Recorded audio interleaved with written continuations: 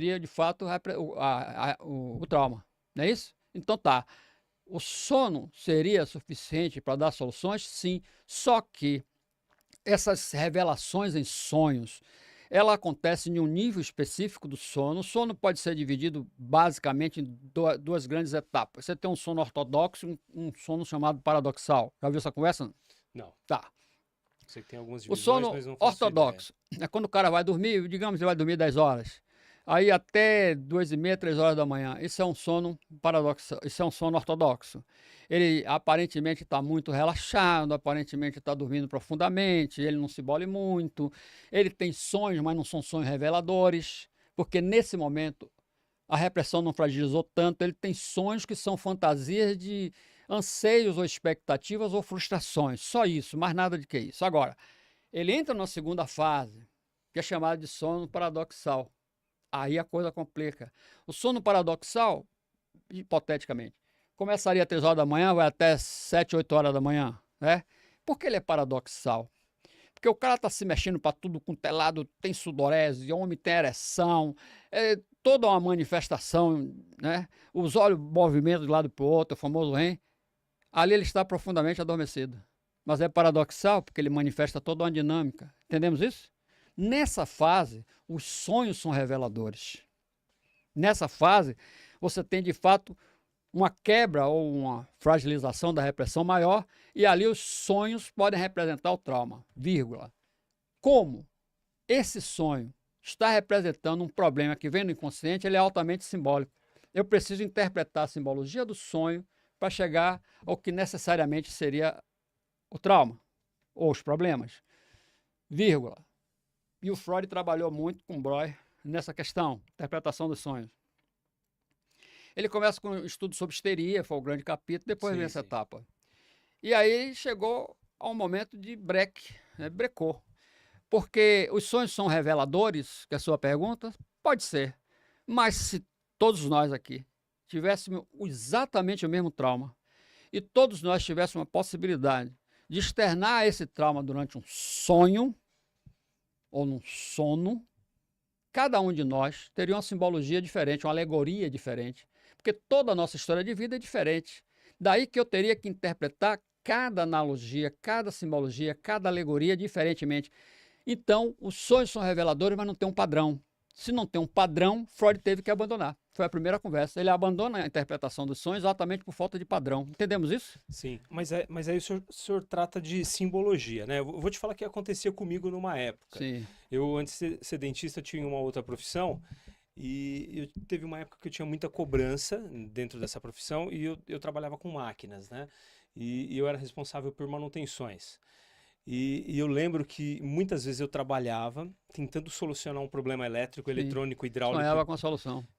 Ia para casa, estudava aquilo, não achava solução, Vai dormia e dormir, falava, vai. meu, Mas eu não foi não só testei o você. contator, tal, tal, tal, Não tal, foi só tal. você. O alemão descobriu a fórmula do benzeno assim. Ele dormiu, só eu com a cobra comendo o rabo. Você lembra essa história? Não, não, não lembro. É. Um físico alemão estava pesquisando sobre benzeno. E ele não achava solução nunca, né? Aí ele foi dormir, ele viu uma cobra coral comendo o rabo.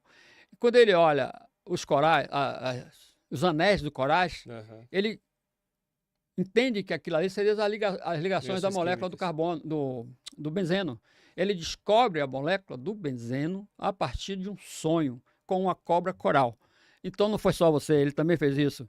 Só que esse tipo de sonho, que é um sonho de preocupações, é um sonho de soluções racionais. Você tem um problema racional, vai dormir e tem a solução.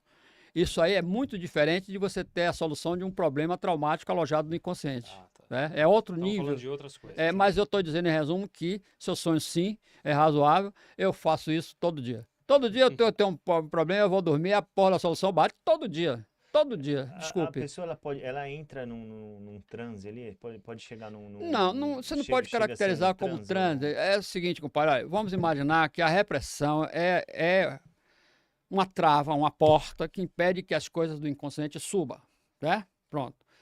Essa porta pode abrir um pouquinho, ela pode escancarar. De acordo com a abertura que essa porta está dando, eu estou dizendo que eu estou facilitando mais ou menos o afloramento do conteúdo inconsciente, não é isso? Tá bom? Então, quando você está dormindo, como é que essa porta está? Um pouquinho aberta. né? Não é é muito longe do que seria um transe produzido onde eu posso escancarar essa janela. Agora, se eu escancar essa janela, toda uma linguagem que vai surgir do inconsciente simbólica é previsível e é padrão. Então eu posso identificar se você está num transe médio, profundo, muito profundo, sonambúlico, êxtase, que é o porradão, a partir das características que você me demonstra. Essas características são bem conhecidas. Elas são trabalhadas desde 1947 pelo Lecron. Ela foi trabalhada por Stanford por duas grandes universidades. Stanford, qual foi a outra que eu falei? Falei, a porra já passou batido. Harvard. Né? Eu posso trabalhar, eles trabalham também, e pode ser analisada pela escala que eu melhoro em 1999. Né? Eu pego a escala de Lecron, que passou por essas duas instituições, e clareio mais. O que é que eu estou trazendo aqui? As ideias deles, principalmente Lecron, que é a mais estruturada, agora bem mais diluída e bem mais, digamos, detalhada. Como que eu posso identificar as características? Conheço essas características? Conheço. Pronto, agora eu vou para qualquer lugar do mundo, produzo o transe e vejo o que está acontecendo, é um padrão. Aí eu sei se o cara está no nível leve, médio, profundo, né? Cada nível desse vai ter uma linguagem simbólica externada. Cada simbólica externada representa um conteúdo represso, diferenciado e alencado a determinados contextos, traumas sexuais, traumas econômicos, traumas emocionais de formas mais variadas. Portanto, você pode ter uma análise razoável pela linguagem simbólica que é apresentada do que está acontecendo com o sujeito. Embora eu possa fazer essa leitura, eu não preciso intervir nela. Eu só preciso deixar que o inconsciente se manifeste. O inconsciente sabe o problema e ele sabe a solução. Eu só preciso dar ele a oportunidade de agir. Vou dar a oportunidade dele agir a partir de um transe. Devagar, agora, para a gente fechar esse pacotezinho de novo. O transe é uma manifestação que pode ocorrer de forma espontânea. Né? As pessoas com um tom de desespero, elas entram em transe. O transe é uma manifestação que pode acontecer em momentos de grandes contemplações religiosas, ritualísticas de forma geral. Né? Você fica olhando uma fogueira no meio da floresta, você está fragilizando sua racionalidade, sua crítica. O sujeito apaixonado, ele está com essa janelinha aberta, ele está com o pé no transe. O cara apaixonado é crítico? Muito. Não, mas não é nem a pau. Ele toma corno e fica feliz, dando risada, achando que está abafando. Só faz merda. Pois é. Então, ele não é crítico, ele não é crítico. O apaixonado não é crítico. Ele tem uma verdade absoluta que está sendo... Ou uma ilusão absoluta também. É, uma verdade absoluta para ele, né? Porque o corno tem verdade para cacete. Se você perguntar, ele vai ter sempre. Ele tem uma verdade tão absoluta que ele foge a qualquer critério de racionalidade sobre. Então, a paixão, resumindo, a paixão é uma condição emocional que levaria o sujeito a uma espécie de transe. Eu estou dizendo que o transe veio naturalmente por uma desavença